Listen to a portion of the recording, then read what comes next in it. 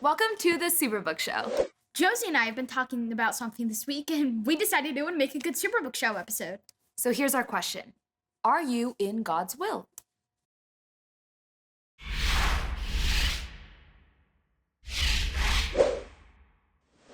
In God's will, we don't mean like if God passed away, would you inherit his silverware? I doubt anyone was thinking about it that way. Well, now they know for sure.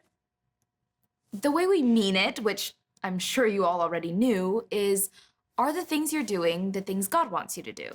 Right. And what we talked about is that sometimes God's will is a point, and other times it's a circle. Sometimes God's will is very specific, detailed. Do you want to give them the same example you gave me? No. But you're going to anyway, right? My mom asked me to get my clothes from the laundry room and put them away, but I was watching this video and I didn't want to stop. God's will.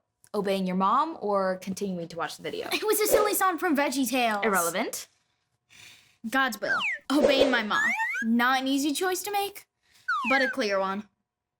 Sometimes, though, God's will isn't so specific or defined. That's where the circle idea comes in. Your turn to give an example. I love to read, and... That's one of the things I adore about you. You're such a nerd. Thanks. Anyways, suppose I'm trying to decide what book I should read next. The Hiding Place or The Diary of Anne Frank. Both good choices. Right. So, which one's in God's will for me? In this case, if you think of God's will as a specific choice, it'll drive you crazy. But if you think of God's will as a circle, and you can be inside God's will anywhere inside the circle, that's much more likely. Either book you read, you rank God's will. Which one did it go with? I read them both. Nerd. So what happens if you really don't know whether what you want to do is in God's will or not? Well, here we have a hack for you. Look up, look out, and look in. Look up to God. Ask God through prayer and through looking in the Bible. Does what you want to do conflict with the Bible? I mean, do you feel peace when you pray about it? You just missed an opportunity to shamelessly plug our free Superbook Bible app. Didn't feel it was the right time. Okay then, look out. Check your wisdom sources, close friends whose advice you trust. Friends from church or your Sunday school, maybe your parents or a teacher.